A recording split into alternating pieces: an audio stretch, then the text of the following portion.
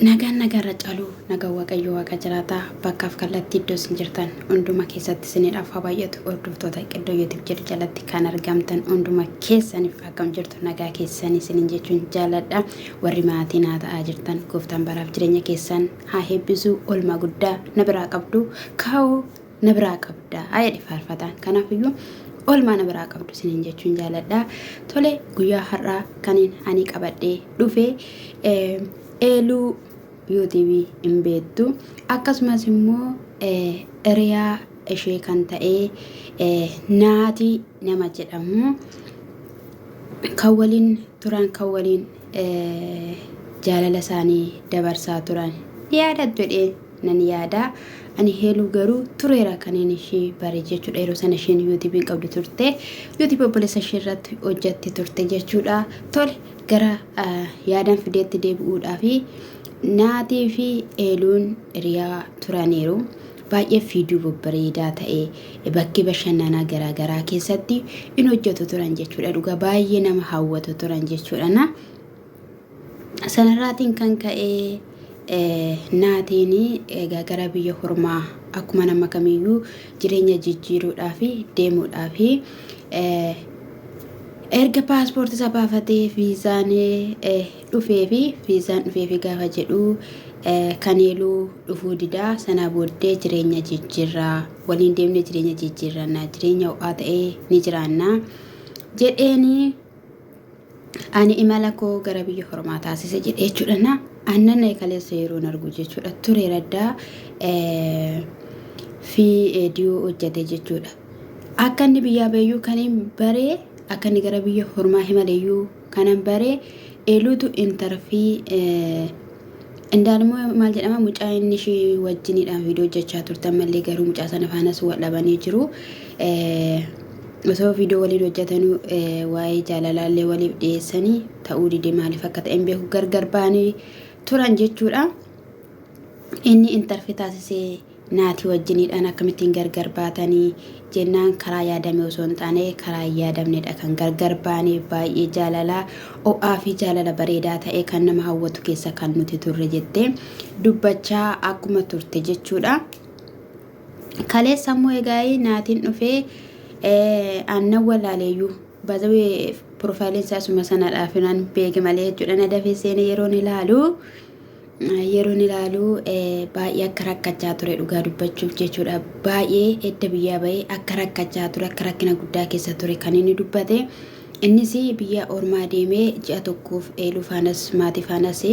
akka wal dubbisaa turedha jechuudha garuu sanaan booddee ji'a 8 akka bilbilan qabne yeroo tokko jechuudha numa shaamarrantu biyyaa bahee rakkata jenna miti dhiironnis kun akkatti biyyaa baanii rakkatu jechuudha ji'a 8 bilbila harkaan hin qabanneedha ji'a 8 bilbila harkaa hin qabu maatiin jiru haati koo jirti haadha sammuu dhugaa dubbachuuf yeroo baay'ee nu dubbata ture haadha isaa akka baay'ee jaallatu haadha koollee akkasuma maatii koollee ishillee dubbisaa hin turre jechaa ture jechuudha baay'ee gadda guddaa keessan ture baay'ee daraara guddaa keessan ture jedhee viidiyoo ni waraabe dheerina qaba viidiyoon isaa malee garuu dubbachuu hin dandeenye ture muuziqaa keessaa makaa bu'aa gaddaa jecha dhabaadha jechuudha kan inni viidiyoo sana waraabe haa ta'uyyuu malee baay'ee furdaa ture yeroo Eluu faana turan jechuudha yeroo viidiyoo hojjetan baay'ee furdaa ture garuu in huqqate dhugaa dubbachuudhaa fi biyya hormaa adda dhufee in huqqate in bareede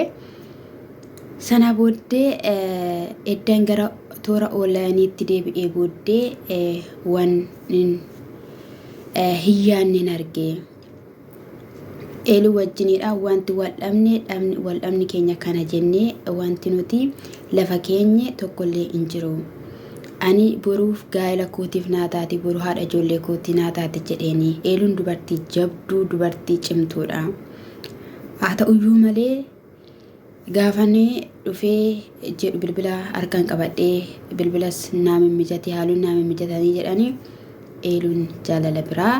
eegalteen argee yeroon bilbiluufis baay'ee miti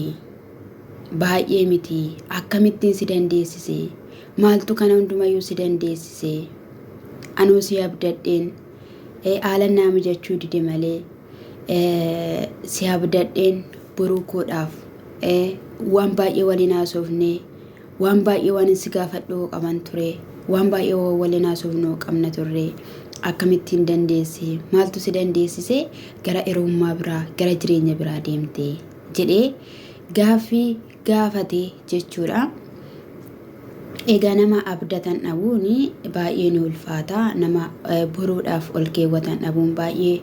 ni ulfaata haa ta'uyyuu malee jireenya koo boruu akkamittiin hangaggeessaa jireenya koo boruu akkamittiin hangaggeessaa akkamittiin anis dubartii akkamittiin amanaa anoo rakkinatu sirraana fageesse anoo silan bilbila hin qabannee fi malee wanti wallollee wanti maal jennee gargar baane tokkollee hin jiru akkamittiin kana keessa galuu dandeesse dhuguma immoo kana booddee jireenyi keenya akka kaleessaatti deebi'as jedhees yaadu ishiirras kan dubbifamu akkasumas illee keessi koo kannatti immoo waan bakkee kaleessaatti deebi'ee jireenyi keenya jiraatamu natti hin fakkaatu garuu ija dheeraa deddeebi'ee garuu ana boruu jireenya barbaachisa jireenya akkumatti jireenya mataa keetii urattee akkumatti karaa mataa keetii qabattee anaanis karaa na barbaachisa jireenyi na barbaachisa waan ta'eef iyyuu kanaaf garuu ani deebiin barbaada akkasumas immoo hordoftoonni koo yeroo dheeraadhaaf kanii na gaafachaa turtan jedheera waggaa tokkodhaaf jedhe edda miidiyaarra dhufee waggaa tokko kana keessatti maal taate eessa jirtaa naan jechaa turtaniitu na gaafachaa turtaniitu akkamittiin gaggarbaatan jedhanii gaaffii naa dhiyeessaa jiru ani kanaaf immoo deebii hin qabu deebiin si bira jira saba kana nu hordofaniif hordoftoota nu hordofaniif deebiin si bira jira waan ta'eef kootutti deebisii jedhe jechuudha dhugaa dubbachuudhaaf nama jaalatan tokko dhabuuni ni ulfaata dhugaadha ni ulfaata jechuudha maaliif jaalalli dhugaadha waan ta'eef dhugaadhaan waan ta'eef itti miidhamu jechuudha namni fakkeessatti otoo hin taane dhugaatti ni miidhama inni fakkeessu immoo fakkeessa waan ta'eef miidhama tokkollee hin qabu eeluttis hin faradamu maaliif jennaani namni kuni gaafa onlaayinii irraa baduu gaafa homaa tokko otoo itti nimin onlaayinii irraa baduu maaliif onlaayinii irraa badee sila na barbaanneef bilbila isaas geeddarate wayii ji'a tokkoof sila wajjin haasaan turre jedheera akkasumas illee biroos shirran ture jedheera waan ta'eef gidduu kanatti gaafa inni onlaayinii irraa baduu gaafa eeddee gaafa maal jettu abdii kutattee dhugumaan namni kuniyyuu bilbila geeddaratee jaalala biraa heegalee erga biyyaa bahee anaan bakka nan barbaadu jechuudha edda bilbila isaa cufatee nan barbaadu jechuudha jettee jireenya mataa isheetii gaggeessuu dandeessi jechuudha maaliif jennaan ishii yookiin immoo isa argachaa wal argachaa hin jiran waan ta'eef jechuudha bilbilli gaafa nama tokko gaafa cufamu eeyyee waan nan barbaanneef jechuu ni dandeessi jechuudha namni kamiyyuu waan jechuu danda'udha jechuudha isa biraan immoo jechuudha armeen eluu kana dura piraankii godhanii turan ana waa'een gaa'ela keetii na yaaddeseera waan ta'eef gara gaa'elaatti seenuu qabda ani abbaa manaa si argee si fideera jedhanii jechuudha nasaan piraankii irratti hojjetan ishiin garuu kan maalii otoo nan hin jaalatiin akkamittiidhaanii ofii keessaniidha kan fedha keessanii barbaadanii naaf fiduu dandeessanii ani kanaafuu ittiin heeramu maal jettee otoo ishii watwaataa jirtu argineerra jechuudha viidiyoo irratti haa ta'uyyuu malee kan koo abbaa manaan kiyyaa hiriyaan kiyyaa akka biyya halaa jiru ni beektu yeroo inni dhufe immoo nani heeruma umriin koo hamma xiqqaadha jettee dubbachaa turte jechuudha isa kana siniin jechuun jaaladhaa inni gaa'ii baay'ee gadda koo kaleessa naa wayyaa dhiphina koo kaleessa keessa ture naa wayyaa gidiraan kaleessa keessa ture ji'a 8 sanaaf keessa ture naa wayyaa inni amma garuu natti caalee amanuun dadhabee yaaduun dadhabee ani waan baay'ee siif hin taane waan baay'ee waliin hin dabarsine oolmaa baay'ee waliif hin oollee jechaa ture iyyachaa ture Amaariffaan garuu hin danda'in dubbisu malee ishiinis waan jettee barreessiteettii fi akkasumallee lebbi qarsii kenniteettii fi yaada jiru egaa fiddeen dhufti jennee ni yaanna dhugaa dubbachuudhaaf egaa ni ulfaata ammallee garuu egaa eeluunis qarreedhuma natti fakkaatti sababiin isaayyuu indaaleefaanis walitti bu'aniiru waan ta'eef akkasuma innillee hin barbaachisu jedhee yaada ibsateera akka ishii jaallatu garuu ibsatu iyyuu indaaleen suniyyuu amma indaaluma miti maqaan isaa garuu yoo dogoggoruu baadhe amma garuu gargar baanee jirra jedhee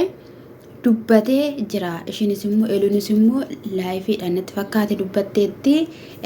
viidiyoo gabaabaan argee jechuudhaan inni findaal wajjin hin jirru gargar baaneerra anama jireenya mataa kootiin jiraachaa jira jetteetti dhugumas immoo gara maatii isheetti deebiteetti hawaasaa turtee yeroo safaanaa turteetti jechuudha jaarsummaa argachuuf illee ka'ee maal jechuudhaaf illee edda ka'amee booddee gidduutti siif hin taatu jedhanii obboleessi tokko indaaletti mee sanaa booddee immoo bakka siif hin ta'u taanaan jettee achumatti kuttee dhaabde baay'ee garuu jechuudha dhugaa dubbachuudhaaf dubartii cimtuudha heeluun kun jechuudha jabinan ishiirraa baradhe jechuudha waan kamittiyyuu hirkattummaan qabdu jechuudha hirkattummaan qabdu ofishiitiidhaanii of gaggeessite jechuudha yeroo tokko shaamarri maal godhu yoo nama sana dhabe jiraachuu hin danda'u yoo nama sanarraa gargar ba'e hin jiraadhu jedhu jechuudha garuu waan kutte sana miidhamuus dandeessi malee jechuudha nama haaraa taatee deebitee dhufti jechuudha nama haaraa taatee jechuudha an argeeraan jechuudha yeroo kanatti miidiyaa irratti bichaa yeroo ishiin hiriyoota sadii yeroo ishiin qabattu argina jechuudha indaale kana tokkos immoo utuma naatii faana jirtu mucaa wayii gidduudhaan dhufee garuu isaan akkan hin barbaanne naatiin akka barbaaddus dubbachaa turte hirkattummaan qabdu baay'ee dubartii cimtuudha dubartii jabduudha akka qal'ina ishii miti baasawuu jechuudha baay'ee namatti tola akkatti yoo jabduu ta'aniiru ta'e lafa kaayyoo fi lafa mul'atuu fi hin ga'u jechuudha ammayyuu kaayyoo baay'ee karoora baay'een qaba jetteetti jechuudha garuu jechuudha gaa'ee deebii fiddee dhufti naatiidhaaf immoo deebii kenniin dhaamsa keenyadha naa kan wal jaalatee dhugaa yeroo gargar ba'u namatti ulfaata jechuudha akkuma dhugaa kan maafiin kana jibba jechuudha daa'imummaatti hirummaa qabatanii maal gaafeedhaan yeroo tokko jireenya walirraa nama fageessite nama jaalatan sana ni dhabu jechuudha kanaaf iyyuu dhiisa daa'ummatti qabachuu dhiisaa yookiin immoo yeroo ijoollummaa qabachuu dhiisaa yalijinnat fiqiree jechaa jiran Amaariffa kana naasaa dheemee yalijinnat fiqiree tiwitaa'ee yaalee noon gede kanaaf iyyuu daa'immaatti osoo qabachuu baatan namatti tola jechuudha maaliif itti miidhamuu waan baay'ee jira waan ta'eef jechuudha waan baay'ee jira hin dubbannu malee waan baay'ee jira isiniin jechuun jaaladha egaa oromoo lammiiwwan xaaggoodhaa gaama ela doorii sana tuqaa sabskiraayib sana tuqaa na waliin ta'a isiniin jechuun jaaladha na waliin ta'a eeshi na jabeessa akkuma namaa sana keena galchaa kee amma kan koo kee jechaan jiru keenaaf waa jedhu na jabeessaan dhaamsa kooti shaaloom